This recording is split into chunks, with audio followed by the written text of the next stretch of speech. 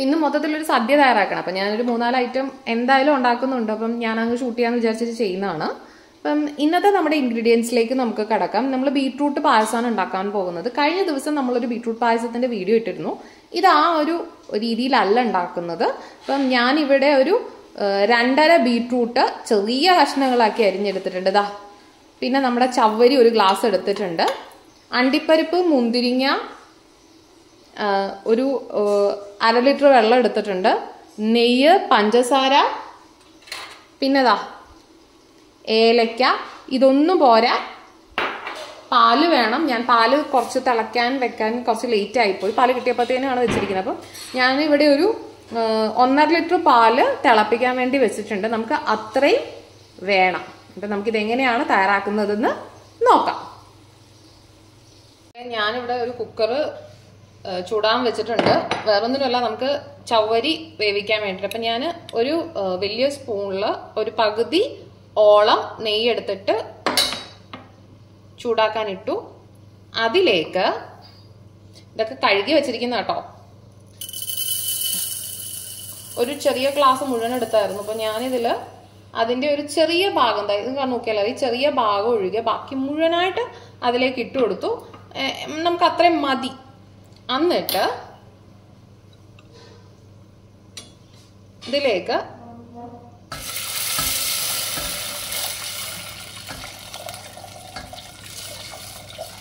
ഞാൻ സാധാരണത്തെ പോലെയല്ല 1/2 ലിറ്റർ വെള്ളവും ഒഴിച്ച് കൊടുക്കുന്നുണ്ട്. അതിന് നമുക്ക് അടച്ചു വെക്കാം. ഒരു 3 വിസിലിനുള്ളിൽ ചവ്വരി വേവും. അപ്പത്തേനും നമുക്ക് ബാക്കി തയ്യാറാക്കാം. ഞാനപ്പം ഇവിടെ ഒരു ഉരുളി എടുത്ത് ചൂടാൻ വെച്ചിട്ടുണ്ട്. ആ ഉരുളി ഒന്ന് ചൂടായി വന്നപ്പോഴത്തേനും 1, 2 വലിയ സ്പൂണിലാണ് ഇടുന്നത്. ഇപ്പം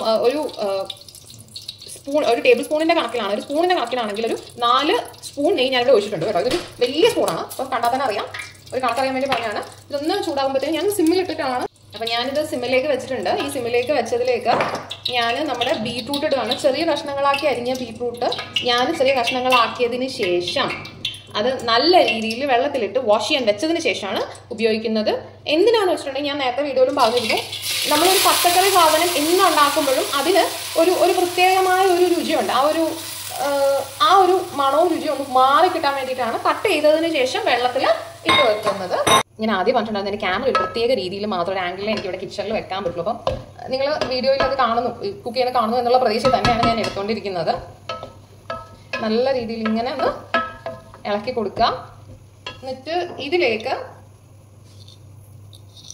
1, 2, 3, 4, 5, 6, 7, 8, 9 സ്പൂൺ പഞ്ചസാര ഞാനിട്ട് കൊടുക്കുന്നുണ്ട്. കുറച്ച് കൂടുതലാണ് മധുരം എന്ന് നിങ്ങൾക്ക് തോന്നും. നമ്മൾ വേറൊരു ഇൻഗ്രീഡിയൻസുകൾ ആഡ് ചെയ്യുന്നില്ലാത്തത് കൊണ്ടും ആണ് ഇത്രയും ഇട്ട് കൊടുക്കുന്നത്. എന്നിട്ട് നന്നായിട്ട് ഒന്ന് നമ്മൾ എന്താ പറയുക, വേവാൻ വേണ്ടി വെക്കുകയാണ്. നമ്മുടെ ബീട്രൂട്ടിന്റെ തന്നെ വെള്ളമുണ്ട്, എക്സ്ട്രാ വെള്ളം ഒന്നും ഒഴിക്കാതെ നമ്മൾ വേവിച്ച് ഇങ്ങനെ കൊടുക്കുകയാണ്. ഏകദേശം വെന്ത് വന്നപ്പോൾ ഞാനിതിൽ ചവ്വരി ഇട്ടു. വീഡിയോ എടുക്കാൻ മറന്നുപോയത് കൊണ്ടാണ് കാണാത്തത്. ഇപ്പം ചവ്വരി ഇട്ട് നല്ല രീതിയിൽ ഇങ്ങനെ ഇളക്കി കൊടുക്കുകയാണ്. ഇനി ഏകദേശം അത്യാവശ്യം നല്ല രീതിയിൽ തിളച്ച് വന്നിട്ടുണ്ട്. ഈ തിളച്ച് വന്നതിലേക്ക് ഞാൻ ആദ്യം ഒരു 1/2 ലിറ്റർ പാല് ഒഴിച്ചു കൊടുക്കുവാണ്. കഴിഞ്ഞ ദിവസം എല്ലാവരും ചോദിക്കുന്നുണ്ടായിരുന്നു, എന്താ പിങ്ക് കളർ ആവാത്തതെന്ന്. ഇന്ന് ശരിക്കും നല്ല പിങ്ക് കളറിലുള്ള പായസമാണ്. അപ്പം ഈ ഒരു 1/2 ലിറ്റർ പാൽ ഒഴിച്ചു കൊടുത്തിട്ട് ഒരു 3 മിനിറ്റ് എങ്കിലും വെക്കണം. അതിനുശേഷമേ അടുത്തത് ഒഴിച്ചു കൊടുക്കാവുള്ളൂ. ഇത് കിടന്നൊന്ന് വെന്ത് വരണം. അതിന് വേണ്ടിയിട്ടാണേ. അപ്പം ഞാൻ ഒത്തിരി ഉണ്ടാക്കുന്നില്ല, കാരണം ഞാൻ 2-3 പായസം ഉണ്ടാക്കുന്നുണ്ട്. അതുകൊണ്ട് എന്താ പറയുക, കുറച്ചായിട്ടാണ് ഉണ്ടാക്കുന്നത്. പക്ഷെ ഇതെല്ലാവർക്കും തികയും.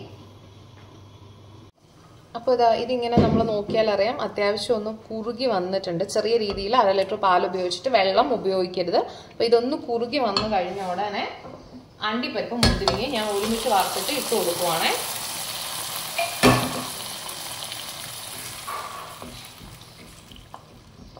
അതൊന്ന് ഇളക്കി കൊടുത്തതിന് ശേഷം അതിലേക്ക് അടുത്ത 1/2 ലിറ്റർ പാൽ ഒഴിച്ചു കൊടുക്കാം. നമ്മൾ മൊത്തത്തിൽ പാലിങ്ങനെ കുറുകി വേവിച്ച് വരികയാണ്. എന്നിട്ട് ഇതൊരു 5 മിനിറ്റ് കൂടുതൽ വേവാൻ വെക്കുക. അതായത് 5-10 മിനിറ്റ് എടുക്കാം ഒന്ന് കുറുകി വരുന്നത് വരെ.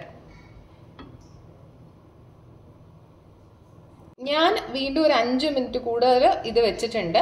അതിനുശേഷം ഞാൻ എന്ത് ചെയ്യാന്ന് വെച്ചാൽ ഏലക്ക പൊടിച്ചത് ഇടുവാണ്. 1 2